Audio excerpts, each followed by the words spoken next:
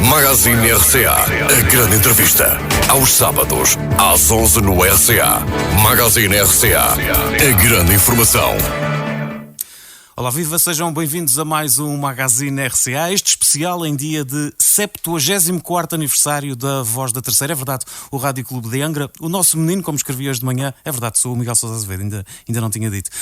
Como escrevi hoje de manhã, o nosso menino faz hoje 74 anos. E a emissão especial de aniversário começou já com tons precisamente de festa, se bem que sempre um pouco acinzentada, não só pelas nuvens que povoam a Ilha Terceira, mas também por esta maldita pandemia que nos vai restringindo de tantos e tantos projetos. Seja como for, hoje já tivemos o Pedro Ferreira a fazer um programa da manhã especial que só costuma acontecer de segunda a sexta, e tivemos agora uma agradável conversa da Eduarda Borba com o Cristóvão e o João Saavedra, dois nomes intimamente ligados a esta casa Rádio Clube de Angra. E vamos falar de comunicação neste Magazine RCA. Temos 3 convidados, um painel diversificado pelas suas experiências, também algumas ligações ao Rádio Clube de Angra, umas mais longas do que outras, mas vou passar a apresentar os meus 3 convidados neste Magazine RCA especial 74 anos da Voz da Terceira.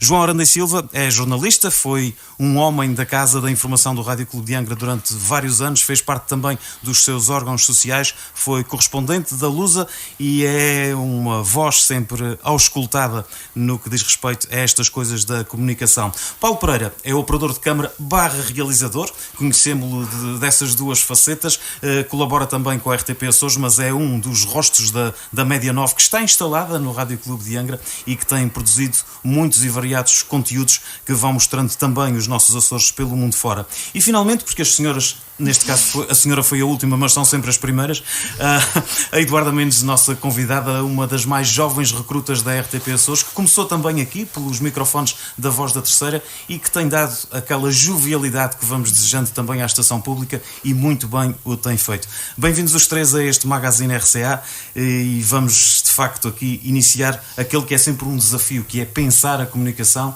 e já me calo, porque este serviço de comunicação convém que não monopolizemos os temas, nem muito menos as apresentações dos programas, mas de facto os novos desafios da comunicação, neste caso da comunicação social, são uma coisa muito transversal aos novos desafios gerais da humanidade. Vou começar pelas senhoras, até porque a Eduarda é a mais nova nestas andanças, mas tem uma experiência muito diversificada já, e sem impor qualquer tipo de restrição à vossa forma de darem as vossas opiniões.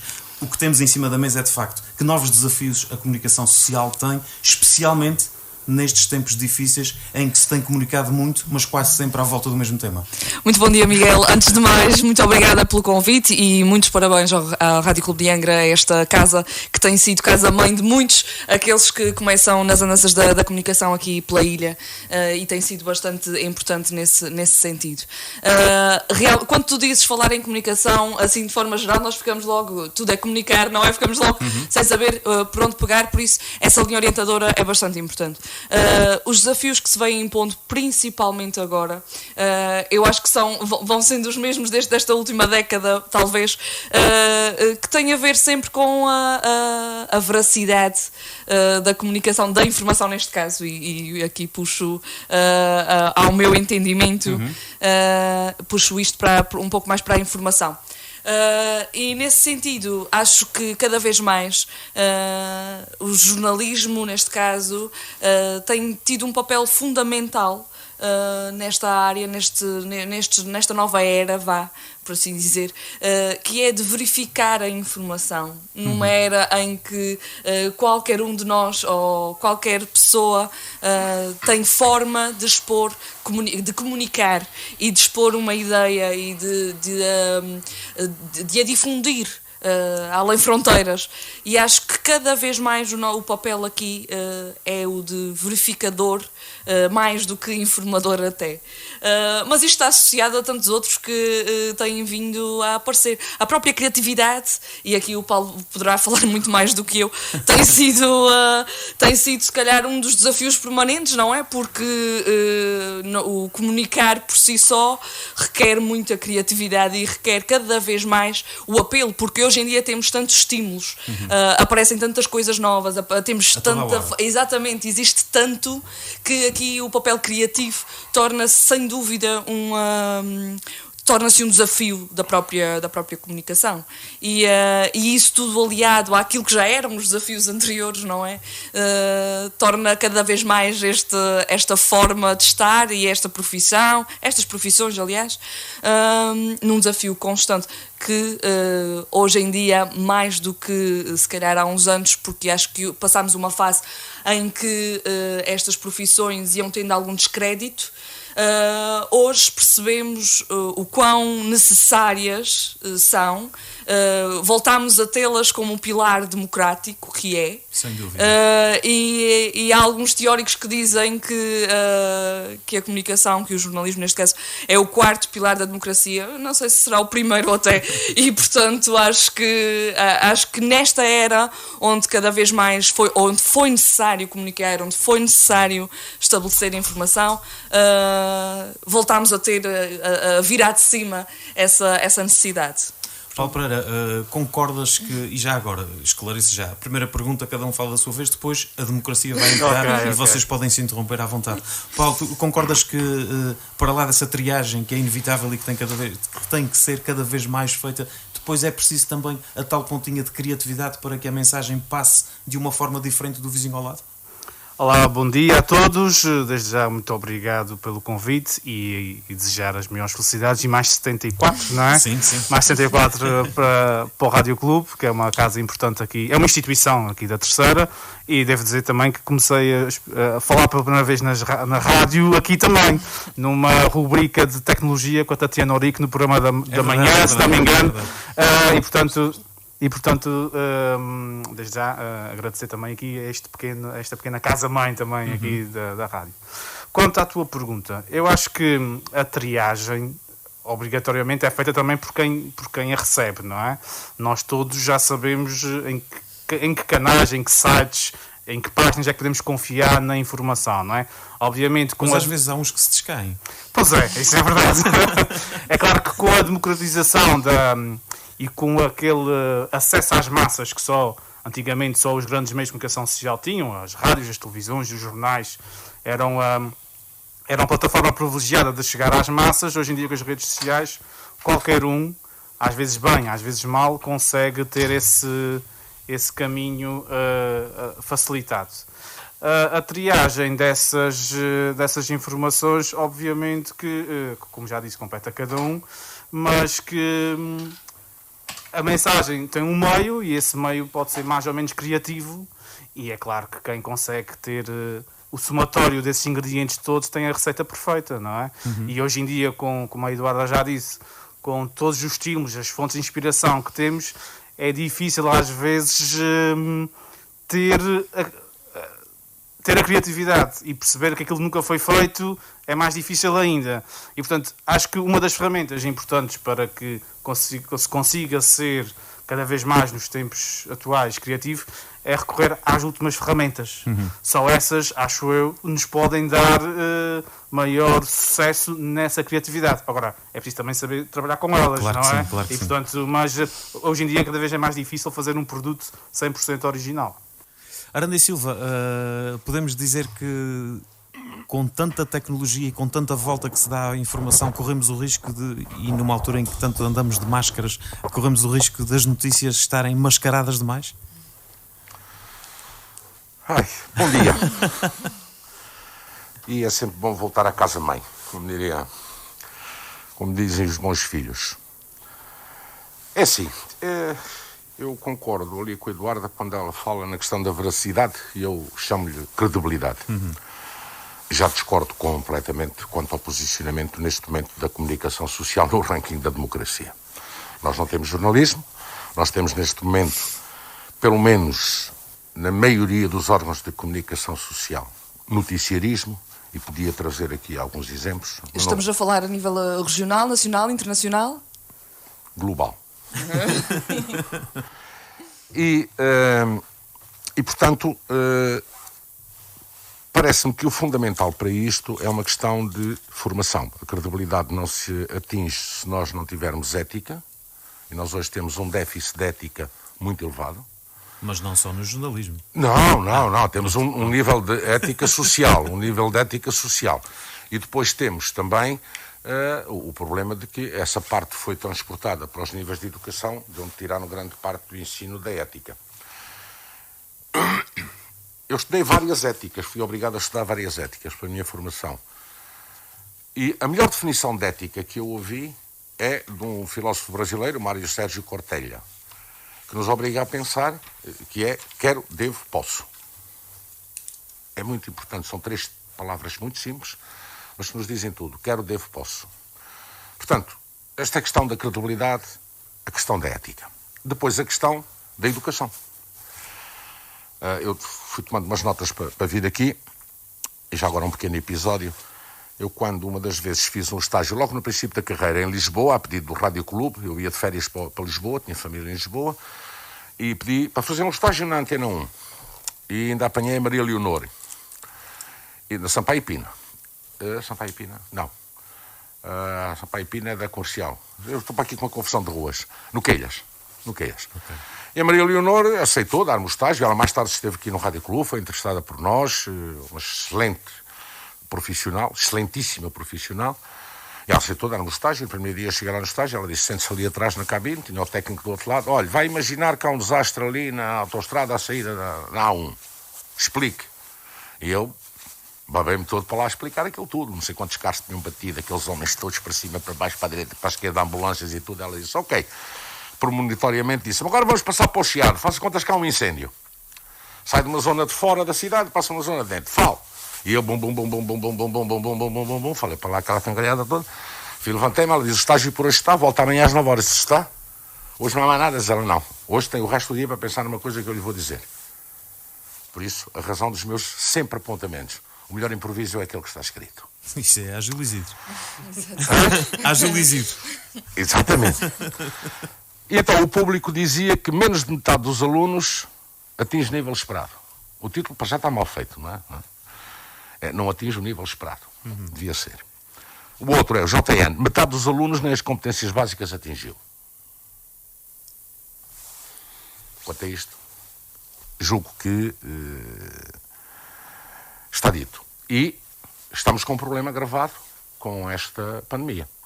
O Primeiro-Ministro já veio anunciar um plano de recuperação de aprendizagens que será apresentado em maio. Portanto, nós não temos só um déficit de ética. Acabamos por ter depois um déficit de conhecimento, que obviamente não é de quem estuda. Quem estuda tem, por seu lado, às vezes a dificuldade de querer caminhar no sentido de pesquisar. E não o faz. Porque nós temos que ir para além daquilo que os professores nos dizem, não é? Se temos interesse na nossa própria formação. Portanto, este déficit, de que muitos vêm a reclamar a nível global, que tem também como espelho o próprio jornalismo, seja ele da imprensa, seja ele da rádio, seja ele da televisão, é o jornalismo do imediato. É o jornalismo do imediato. Não trouxe porque estou a preparar um trabalho sobre isso, que é a falta do contraditório, desde logo. É muito grave a falta do contraditório. Eu, quando me formei no Centro de Formação de Jornalistas do Porto, quando entrávamos, eles diziam: esta é uma casa dos factos e só os factos, e nada mais do que os factos. Mas nos tempos atuais e dentro dessa pandemia que também referiste... Não prescindo de 3 fontes. Sim, mas a pergunta fica para os 3. Vivemos uma realidade em que a notícia há 375 dias, que é sempre a mesma, ou o tema é sempre o mesmo, a veracidade das fontes são quase sempre as mesmas, porque as fontes também são as mesmas, vai-se repetindo uma mensagem, triturando toda essa informação, e depois é preciso fazer passar essa mensagem. Dou um exemplo muito prático. Ao fim de 2 meses de pandemia, eu cada vez que recebia o SMS do SAP de manhã, já nem lia se eram 700, se eram 1500, se eram 2000. A frase estava construída sempre da mesma forma. Ao fim de algum tempo ela começou a ser construída de outra forma. Ou seja, é preciso também fazer soar as campanhas, e penso que isso se faz diferenciando a mensagem. Isso é o tal estímulo que acho que vai sendo criado. Mas se me dás licença só sim. Uma nota, eu acho que realmente... que só aqui um ponto, que é: o jornalismo não é só o jornalismo de investigação. E esse sim eu acho que está escasso e que está pelas ruas da amargura. Mas o próprio reportar factos é jornalismo, a própria notícia do dia-a-dia é jornalismo.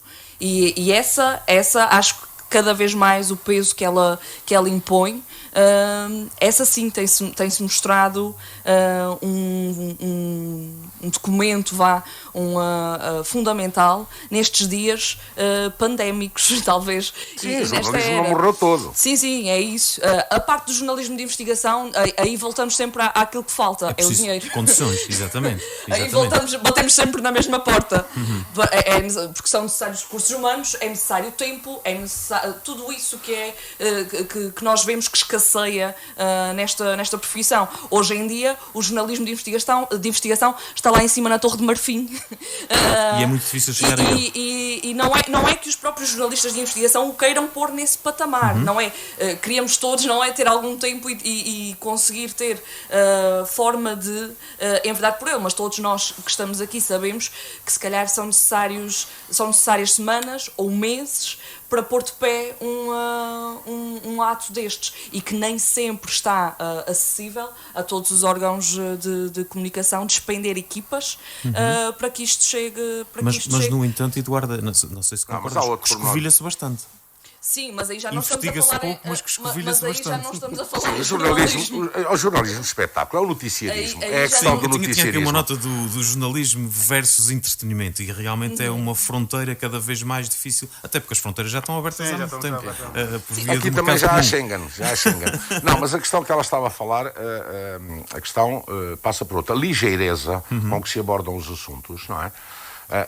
Tem a ver com o fenómeno do momentâneo. Do imediatismo. As pessoas também não têm tempo nem pachorra para... A questão das audiências, criou-se o mito das audiências, portanto eu tenho que dar. Dê por onde der, porque senão o outro vai dar. E se não derem aqueles dois, vai dar um terceiro, vai dar um quarto. Eu percebo isso. O imediatismo, não é? Pronto, há aqui fogo. Não importa, há aqui fogo, não sei o quê. Pronto, já dei. Agora vamos descobrir o resto, ok? Aranda, tudo bem. Mas nem temos de ver que se descobre da melhor maneira. Portugal há 30 anos era um país de canal único, ou aliás de estação única, que tinha dois canais.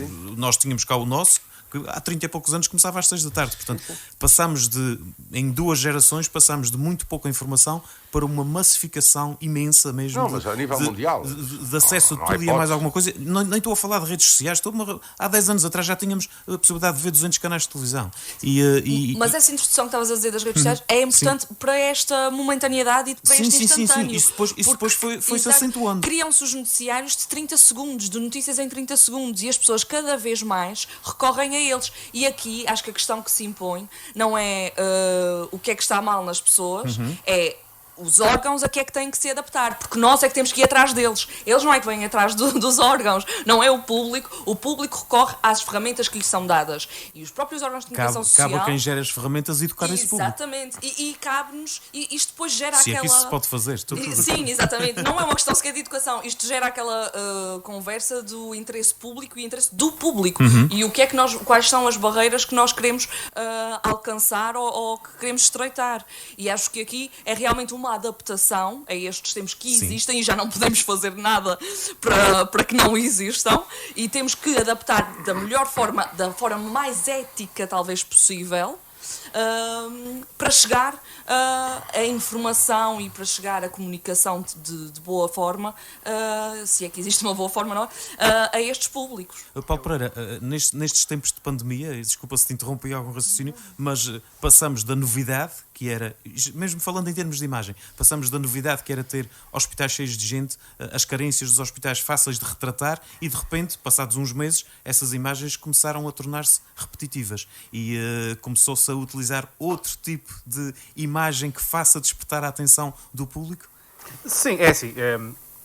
Tudo, quando surge, é novidade, não é? E depois, quando essa novidade passa a ser o dia-a-dia, depois às vezes torna-se difícil voltar outra vez a ser criativo e tornar uma coisa nova. Não é? Até porque a notícia que sairá desta nossa conversa é de que a pandemia está instalada há tempo demais. Exatamente. Garantidamente. Eu vou-te ser sincero, eu já não consigo ver os pivôs dos telejornais a acabar os pivôs antes das notícias a dizer pandemia e que foi cancelado devido à pandemia. A gente já sabe que escusam-me estar sempre a dizer pandemia e dizer Covid-19 em cada pivô. Esquece, já não posso. Mas de acordo com as perguntas que tens que responder de construção da notícia tens que dizer o porquê. O porquê. Mas Só indo aqui, desculpa lá, Miguel, só aqui, indo aqui aos extremos, eu estou aqui ao meio dos dois, não é? Entre a nova geração e a geração mais experiente. A velha geração. A velha que fica mal.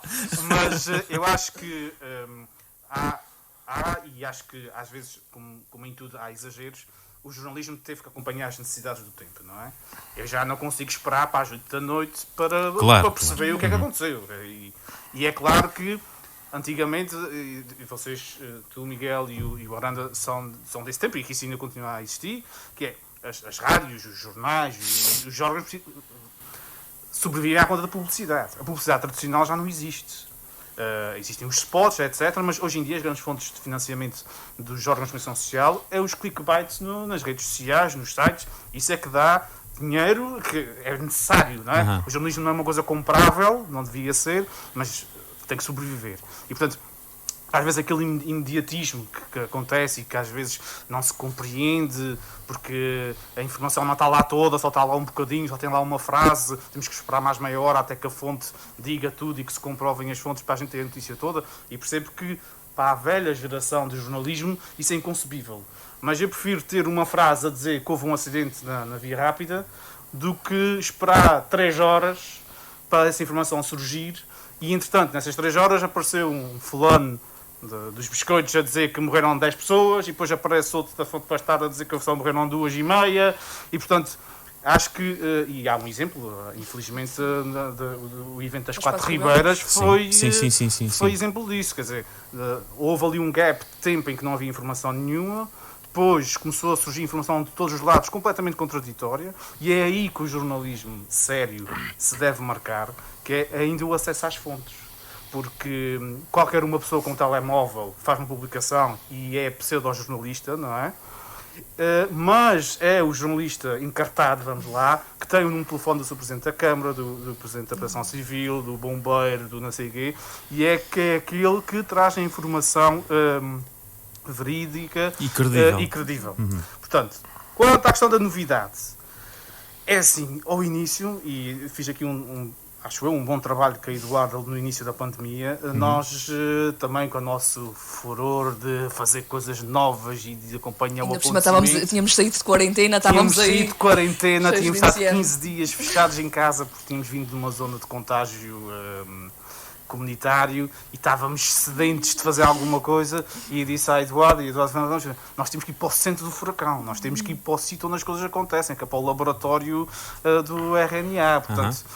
E isso para dizer o quê? Na altura, toda a gente só filmava pessoas de máscara, só se via pessoas de fatos, só se via pessoas a enfiarem as zaragatoas pela narinha adentro, mas depois não se viu o que é que acontecia depois.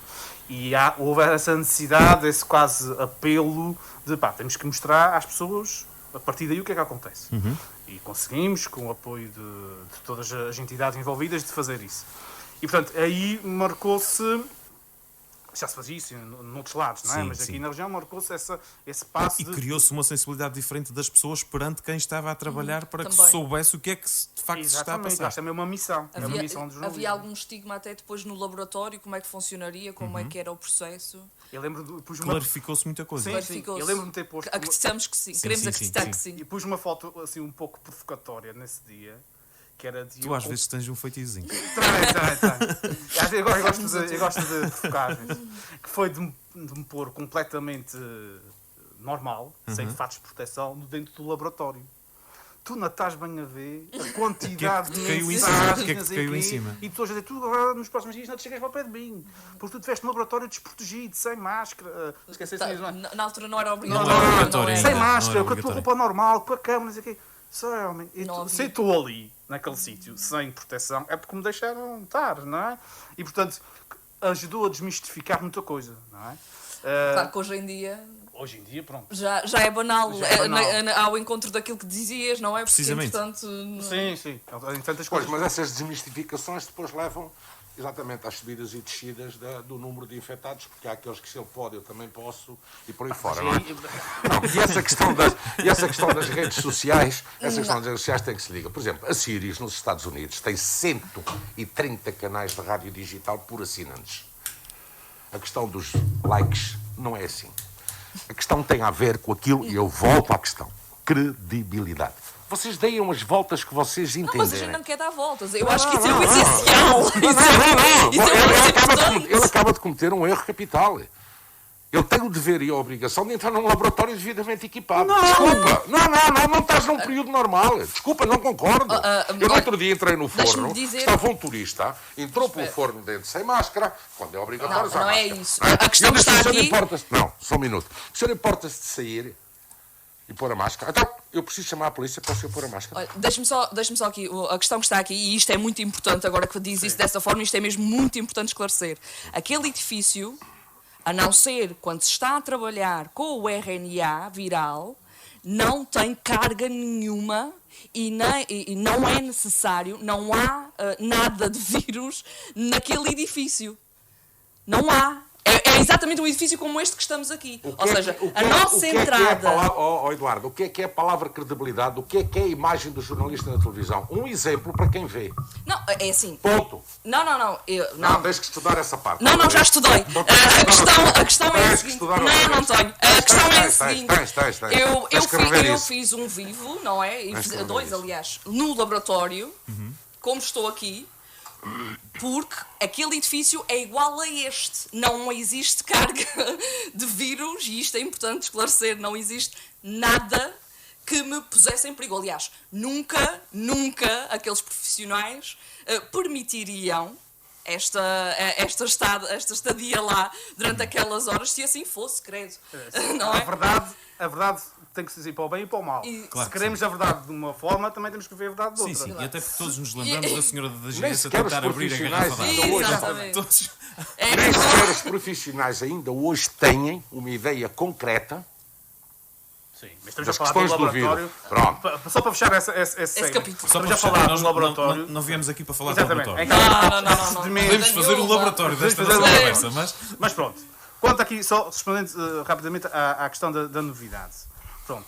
Isso para dizer o quê? Obviamente que quando as coisas são repetitivas, a mais de um mês, é difícil. E quando edito peças, e já não sei o que é de pôr. Sei de pôr zargatoas, sei de pôr pessoas com máscara, sei de pôr pessoas sem máscara, já não sei. Se imagens de drone das localidades Isso dá um jeito do caralho. É um rolo de tinta, como se costuma dizer.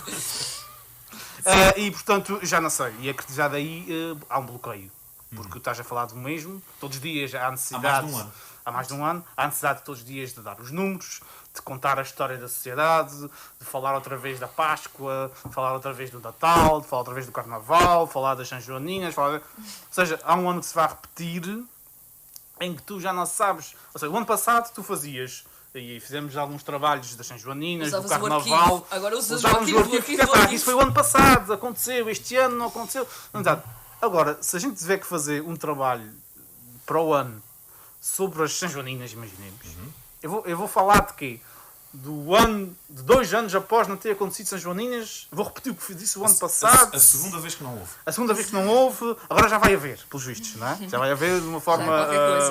mas aí sim, aí mete os parafusos a funcionar. Já agora aproveito e conto aqui um episódio muito rápido e que tem a ver precisamente com esse assunto de São Joaninas, porque o Rádio Clube o ano passado fez emissões especiais de São Joaninas tal e qual como se elas estivessem a acontecer. E houve um senhor que desabafou connosco passado um mês e que nos disse que trabalha habitualmente a ouvir o Rádio Clube e que quando saiu de trabalho às 5 da tarde disse-nos mais ou menos assim: e vim cá abaixo, e sabia que não estava a ver, mas mesmo assim vim cá abaixo. Só para espreitar. E as conversas na esplanada, quase que parecia que havia festas. Por simples não, eu vim cá abaixo ver. Pronto, mas isto traduz muito o poder da comunicação também nestes meios mais pequenos, em que há uma proximidade diferente, logicamente, e tão próxima que nós estamos aqui.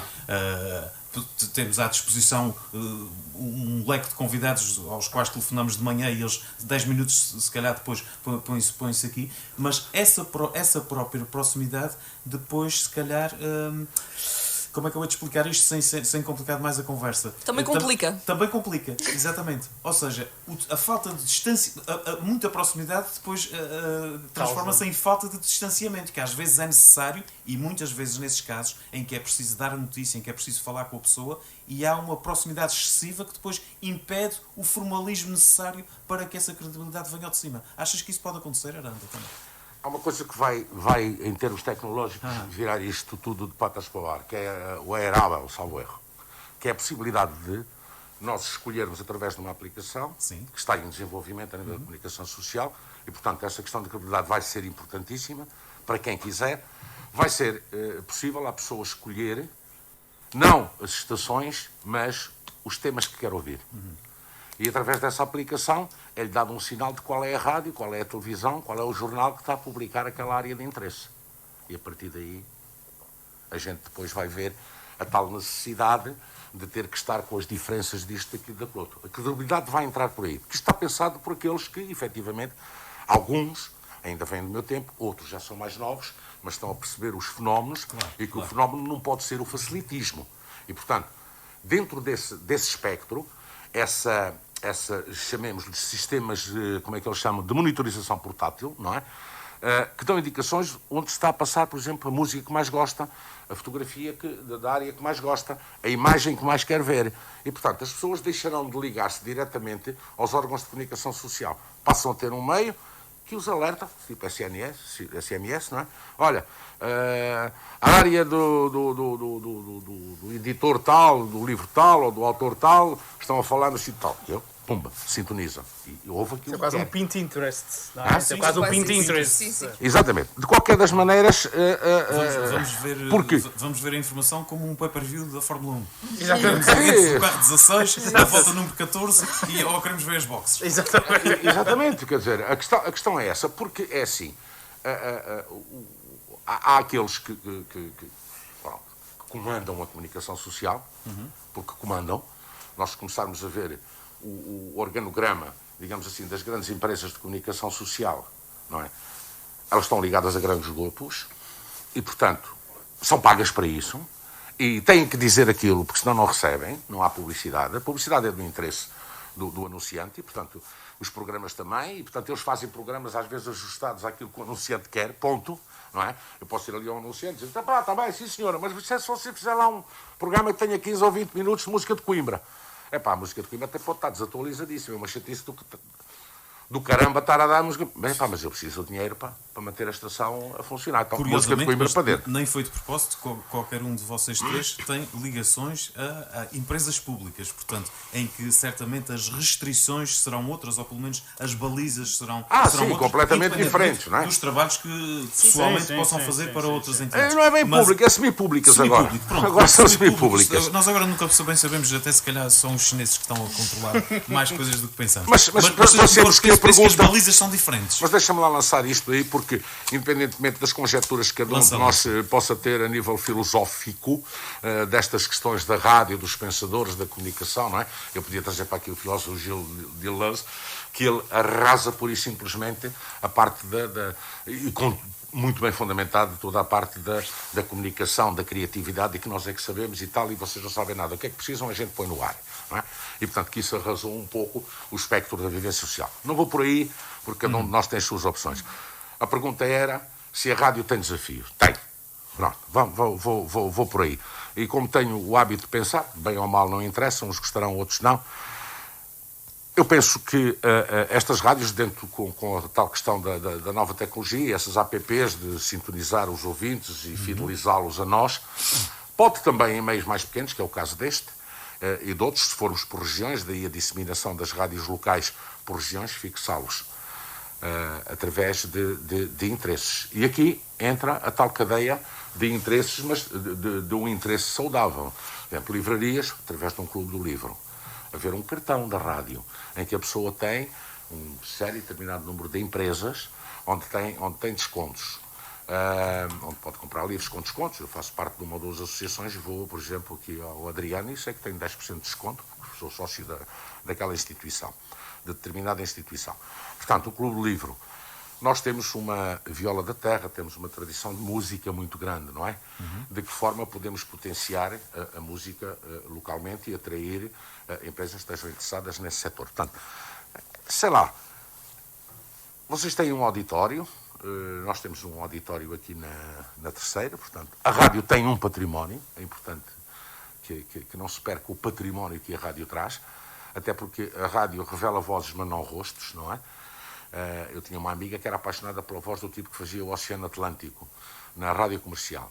Eu tinha algumas relações na rádio comercial e um dia eu levei-a lá para ela conhecer o tipo do Oceano Atlântico. Bem, ele era horroroso, não é? Eu sou homem, mas pronto. E ela fugiu a 7 pés, continuou, já nem o queria ouvir muito Hoje bem. em dia já não é assim. Hoje em dia até a rádio já mostra o rosto, não é? Mas também é tudo muito bem. giro. Mas de alguma maneira... para que mostrem ainda mais, mas nem sempre as próprias vozes que estão atrás dos microfones. Mas É uma adaptação, é uma adaptação. A rádio consegue mudar o estado de espírito das pessoas. Completamente. Não tenho dúvidas absolutamente nenhumas disso, não é? Entre imprensa, rádio, televisão e agência, se me darem a escolher e me pagarem o mesmo, definitivamente a rádio é o meu mundo, não há outra hipótese.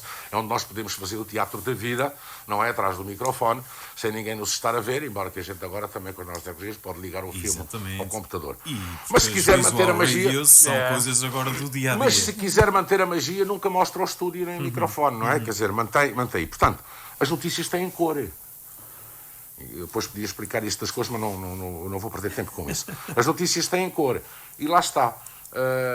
Portanto, eu não vejo, em definitivo, fechado o futuro da rádio, sobretudo. Porque a rádio continua a ter uma coisa. Se ganhar a sua credibilidade, a rádio continua a ser uma coisa muito interessante que, apesar das novas tecnologias, acompanhando-as com elas, é muito móvel.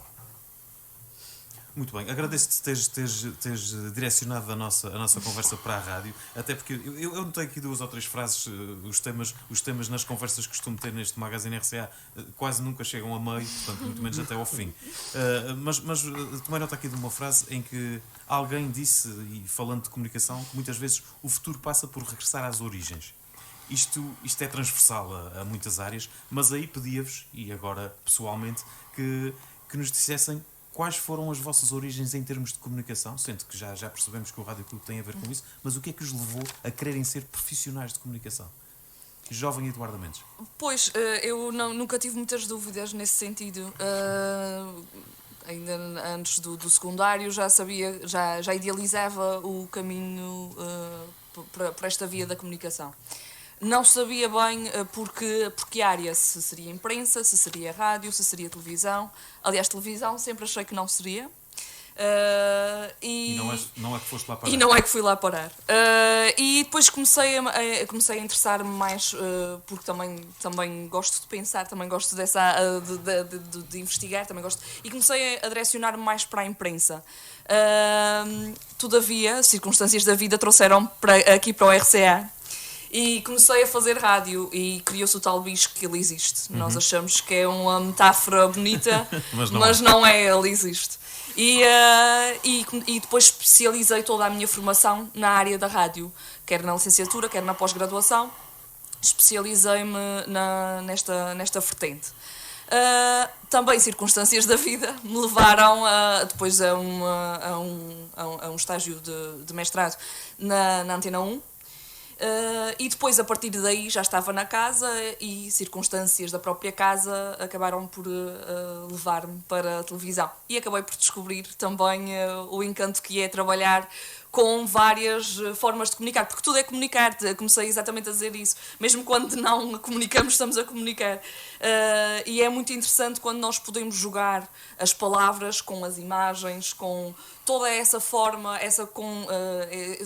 conjugar tudo isto e transmitir uma mensagem com todas essas formas de comunicar.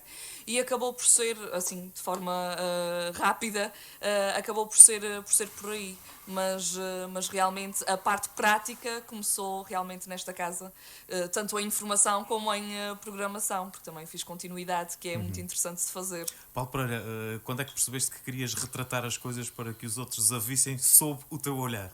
É assim, só aqui para provocar aqui, Eduardo, a gente tem que, quando se trabalha em televisão com um jornalista, temos sempre de trabalhar em equipa, porque senão a minha imagem vai sempre valer mais que as 1000 palavras que ela vai dizer. Portanto, é um facto. E eu não quero estar aqui, ninguém quer estar a sobrepor o trabalho a cada um. Mas olha, foi por acaso, porque eu... Uma vez num naqueles psicotécnicos que se faz no 9º ano para saber que área é que vamos, a minha professora disse-me: ou tu vais para político ou vais para jornalista. E eu fiquei assim um bocado, que são 2 setores um bocadinho, às vezes compatíveis demais, mas supostamente incompatíveis. Mas pronto, e depois entretanto apareceu um curso da escola profissional, eu sempre fui muito virado para as tecnologias e virei-me para a multimédia. No segundo ano, mas sempre me fascinava quando via, às vezes aqui, pronto, somos um meio pequeno, não é? Havia RTP Açores, fascinava-me sempre aquelas câmaras, aquelas coisas, aquele meio.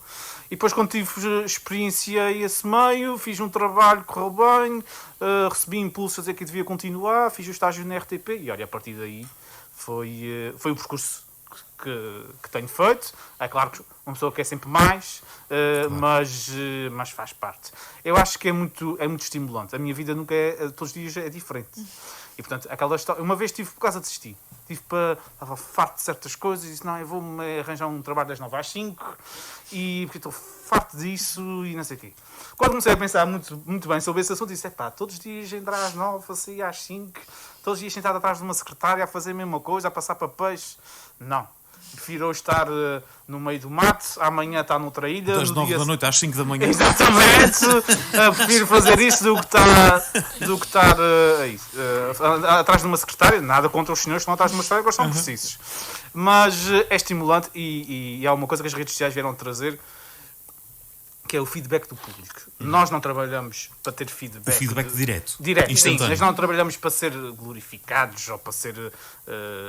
para passarem as mãos nas costas, mas não nos podemos esquecer, quem está atrás do microfone, quem está atrás da câmara, quem está atrás do computador a escrever para os jornais, nós estamos a trabalhar para o público, não é? O público é que é o nosso destinatário. E sabe muito bem, com as redes sociais, ver esse feedback do público, saber que chegamos lá, que atingimos, que tocamos no coração das pessoas. Ou até que não. Ou que fizemos as pessoas pensar, porque eu acho também é uma missão do jornalismo mesmo, ainda ao encontro daquilo que o Arana estava a fazer, do contraditório, que é preciso haver contraditório. Eu vou aqui provocar mais uma vez o Arana. Não, as pessoas precisam de pensar. As pessoas precisam pensar, e a mim choca-me às vezes, como tu disseste, a gente trabalha... Servir-lhes tudo já servidinho. Sim, que é aquela coisa de...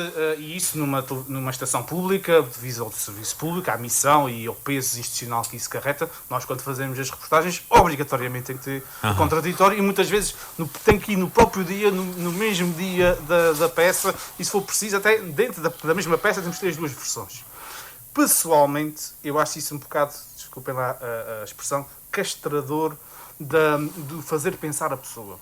Eu acho que tudo, e contra aquilo que estamos a falar do imediatismo, não deixa as pessoas pensar, que as pessoas são bombardeadas de notícias e pensamentos, eu acho que é preciso tempo para pensar. E às vezes é preciso ter uma notícia menos boa, não é? Para a pessoa, aquilo aconteceu realmente, o governo devia ter feito aquilo, não sei o quê. Se no 30 segundos a seguir, e já estou a receber a justificação imaginemos o secretário regional relativamente àquilo, aquilo bloqueia-me o pensamento. Eu já não consigo ter um pensamento crítico sobre aquilo. Mas é claro, em termos institucionais e pela verdade do jornalismo... Esse é o plano que eles têm. Esse é o plano que eles têm. Sim. Mas isso para dizer tem que lhes ensinar que não há notícias menos boas. Há notícias. Nem notícias boas nem más. São notícias. Eu fez ou não fez, não é? Claro. Factos, apenas os factos. Dizer é que nada mais do que os factos. Eu acho que às vezes não sair uma notícia, isso acontece em todo o lado, não sair uma notícia hoje, porque não ouvimos o contraditório hoje, não é? Limita o pensamento crítico que as pessoas têm. E eu acho que, mais do que a credibilidade do jornalismo, etc., nós temos que batalhar pela consciência das pessoas e pelo pensamento livre de cada pessoa. E acho que, por exemplo, hoje em dia o que a tecnologia veio permitir, a questão agora está na moda do fact-check, não é? Veio também ajudar a isso, a esse pensamento. A gente pode receber a notícia do órgão mais sano que conhecemos. Mas a pessoa tem que pensar realmente... Mas a maioria das pessoas não quer. Mas tem que ser. Temos que batalhar por aí. Mas aí discordo. Ainda bem. Mas aí eu acho... para fazer amigos. aí eu acho que realmente a veracidade impõe-se acima de tudo. Impõe-se a par com a necessidade de pensamento crítico. Eu acho que esse também é o pilar. Agora, o fact-checking, essa veracidade impõe-se acima de qualquer outro molde. Porque se quebrares esse, os outros também caem. Não, eu não estou contra o fact-checking. Pelo contrário. Eu acho que cada pessoa deve ter esse input do fact-checking na sua cabeça. Mesmo que venha da BBC. E até porque às vezes o facto noticiado é tão rebuscado, que penso que o próprio jornalista fica com dúvida. Isto aconteceu mesmo e é mesmo assim. Arana Silva, como é que tudo começou? Sem irmos à tua mais tenra infância, mas como é que começou esta sede de comunicar? Eu salto. E puto. desde miúdo. Recebi um monobloco, rádio, gravador e giradiscos, meu pai me ofereceu. E quando eu comecei profissionalmente, quando recebi a minha carteira profissional, a minha mãe ofereceu-me uma cassete, que eu gravava em miúdo, e tenho a cassete com muito gosto, rotação 45, os discos eram 45, e eu falava no microfonezinho que tinha, tá? Por aí está, no liceu, jornal. Influenciado pela tecnologia então desde cedo. Da altura. Podemos dizer. Depois no liceu, o jornal de parede, no liceu, e um programa de rádio que nós já tínhamos no liceu, lá, eu dou neste caso a falar da África, onde eu nasci, no Rádio Clube do UAM. Fazíamos um programa no Rádio Clube do UAM, que era diretor o Alexandre Caratão, que tive o grato prazer, e gosto, prazer é outra coisa, o grato gosto de o ter cá no Rádio Clube de Angra, ainda antigo, numa visita, ficámos com uma fotografia, que ele veio numa visita de jornalistas das comunidades cá, e reencontrámos-nos. Eu, depois acabei por saber onde estavam os putos. O meu ídolo, nessa altura, Ribeiro Cristóvão, era um tipo espetacular que fazia rádio. Que curiosamente depois passou pela política. Exatamente. Ribeiro Cristóvão E depois voltou ao jornalismo. E um dos senhores da televisão em Portugal, da rádio e da televisão em Portugal, Emílio Rangel. Neste caso, de Luanda, com os programas com que faziam. Portanto, era isso que eu queria ser, não havia cursos superiores disso, não me importava. A gente engendrou aquela que havia o jornalismo na ROP, em que esteve a Maria Elisa, eu passei por lá, o Osvaldo Cabral, essa gente toda, muita gente passou pelo jornalismo, e trouxe o conceito para o Porto, para o Centro de Formação de Jornalistas do Porto, do qual estou desde a fundação, não é? E lá estudei também.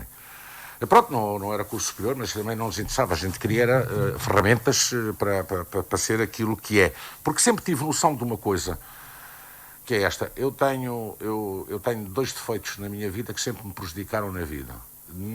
A minha boca raramente consegue dizer que não. Agora já aprendi um bocadinho. Raramente consegue dizer que não, e o meu coração chora muito. Eu não gosto de ver animais maltratados, não gosto de ver pessoas maltratadas, e às vezes estão-me a enganarem. Não é? Há um certo pedinte que pede, a gente dá uma moedinha de vez em quando, e depois de repente vê que ele afinal tem um cartão bancário. Espera aí. Mas eu pensei para mim, a minha bondade ainda só. Tá bem, hoje pagam tudo, transferência bancária, o homem tem que ter um cartãozinho para não é? Passado mais uns dias, vejo o homem a conferir os seus placares.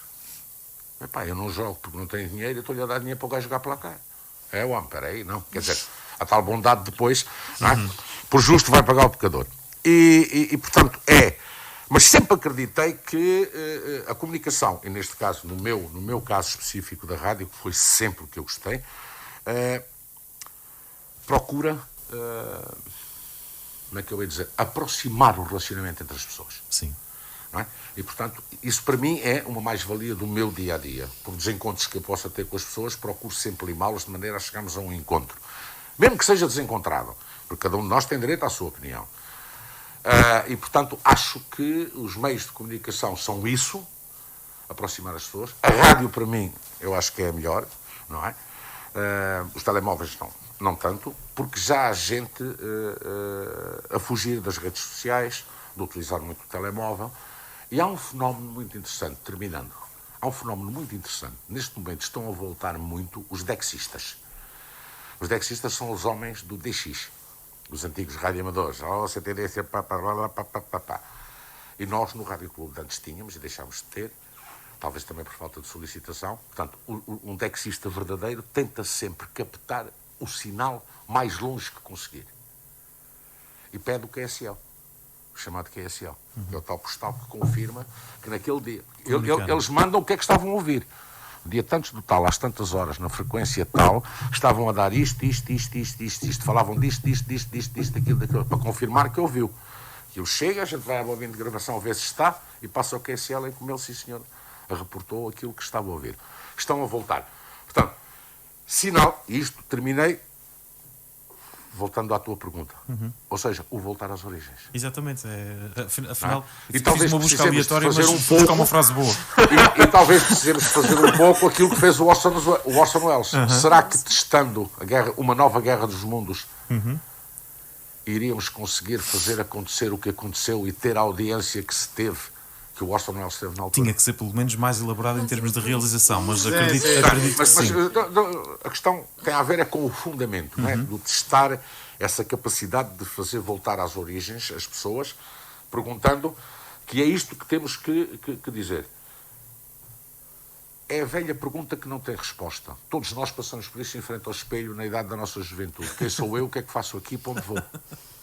Não é? E, portanto, a rádio está nessa encruzilhada de todos estes meios de comunicação. Quem sou eu? O que faço aqui? Para onde vou? E a rádio tem um bom futuro. Se tiver bons profissionais. Se tiver credibilidade e ética, tem futuro. Eu acho que houve fases ao longo da história de todos os meios de comunicação social que se foi decretando mortes, não é? Decretou-se morte à rádio. Essa da morte da rádio já se fala muito mais dessa vontade de que a rádio morresse do que propriamente da vida da rádio. Da vida da rádio, exatamente. É que decretou-se a morte primeiro decretou-se a morte ao jornal quando aparece a rádio, depois decreta-se a morte à rádio quando aparece a televisão, e agora decreta-se a morte à televisão porque aparecem as redes sociais e o streaming e tudo isso. Portanto, eu acho que isso aí é quase... Sempre que aparece uma coisa nova, temos quase a tendência de dizer que vamos esquecer o que existe. E penso que aquilo que vamos vendo é que não é assim. As coisas reinventam-se. Passaram e as cada vez coisas mais a adaptam-se. Exatamente, é Há um isso tipo mesmo. fenomenal fora de série. Não sei se ainda é estudado nas escolas de jornalismo, comunicação, essas coisas. Que é o Jacques Seguela. Foi o tipo que acompanhou sempre como assessor ou consultor o François Mitterrand. François Mitterrand tinha N problemas na sua vida, inclusive uma filha que nunca ninguém soube, a não ser depois dele morrer. Era malandreco. O Seguela conseguiu passar sempre entre os pingos da chuva. Foi o homem que talvez tenha inventado aquela máxima que é: o que é que eu não quero que se saiba? Vamos distraí-los. E esta é a prática política de hoje, é a prática jornalística de hoje, e é por isso que, efetivamente, hoje, quando se fala com pessoas que querem pensar e entender aquilo que estão a ler, a perceber o contexto à volta deles, isso é fake news. Agora é tudo apelidado de fake news. E às vezes pode ser a notícia mais séria. Portanto, temos um trabalho pela frente. Somos nós, os jornalistas, que temos que o fazer. Reeducar as pessoas para a comunicação. Se não o fizermos, somos nós que vamos perder. Somos nós que temos que dar essa credibilidade. E somos nós que temos que questionar o António Costa, o Marcelo Rebelo de Sousa, o dizer, mas está a dizer isso porquê? Qual é o fundamento? Porque sabe... Não, qual é o fundamento? Onde está isso escrito? De que forma é que o senhor está a dizer? Temos que ter a frontalidade de os afrontar, que é aquilo que eles não querem.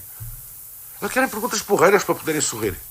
Mas quando são apertados para responderem, viram as costas. Porquê? Esse estilo de comunicação. Eu não quero que se fale nisto, portanto vamos entretê-los com aquilo.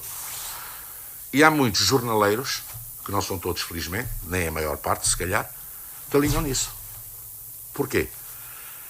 Isto foi outro facto. Difundiram tanto o número de escolas de ciências da comunicação, jornalismo só uma, que é de Coimbra. Os Açores tinham comunicação e cultura. Não estou a dizer que são todas más, mas nem vou falar nesse aspecto, vou falar no número de alunos que saíram formados em comunicação, que estão em fila às portas das zonas de comunicação social e que querem lá chegar, não é? E agora comparem ao contrário, porque é que eu estou a dizer isto? Baixaram os ordenados, como é evidente, as condições de trabalho, a credibilidade, ao contrário dos médicos. Porquê é que a ordem dos médicos se insurge contra o aumento do número de alunos? Para que não aconteça exatamente o mesmo. Mas diga-me... Vai aumentar, desculpa, Não, vai aumentar a concorrência. A consulta é 70, passa a custar 50. Mas acha que o aumento das escolas, da formação, é que diminuiu a credibilidade? Eu não estou a falar nisso. Eu estou a falar... Não, estávamos a dizer da diferenciação. Sim, de alguma maneira difusão. sim, porque muita gente trabalha para ter um ordenado. E fazem aquilo que lhe mandam. Não pensa nas consequências daquilo que vai dizer. Há uma célebre frase do Batista Bastos que dizia, e tem que a compreender nesse sentido, tem que ler os grandes jornalistas portugueses que eles diziam, e na redação dizia-se isso e é preciso interpretar isso coisa. Começavam a discutir por causa de uma história e o Batista Bastos dizia: não estraguem a história com factos. Bem, um facto é que nós estamos quase no fim da nossa conversa. Foi uma discussão saudável e que possivelmente poderia ter aqui uma reprise na próxima hora, por exemplo.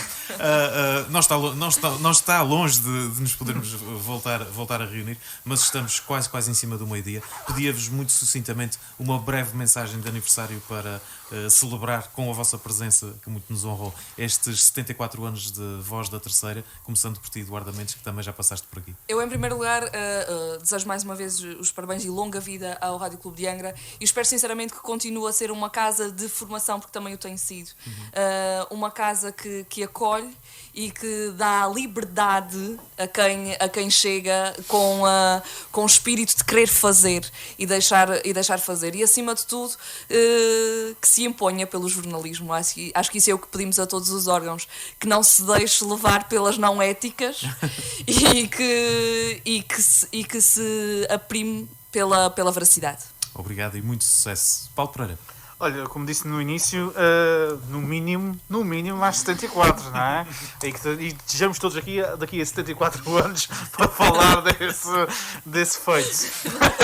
Mas, não sei se qualquer um de nós, na realidade. A esperança Eu não, de certeza. Não sei. A esperança é Vocês não continuar a podem apanhar as morrer. novas tecnologias da saúde que dizem que Claro, vão dar até aos claro. 150 anos. Por isso, eu já não. Já me prometeram que vão agarrar no meu cérebro e vão preservá-lo. Portanto, Opa, aguentei. está garantido. Não, mas Pauli, passa a ser com o Y. A Lucy passa a ser o Pauli.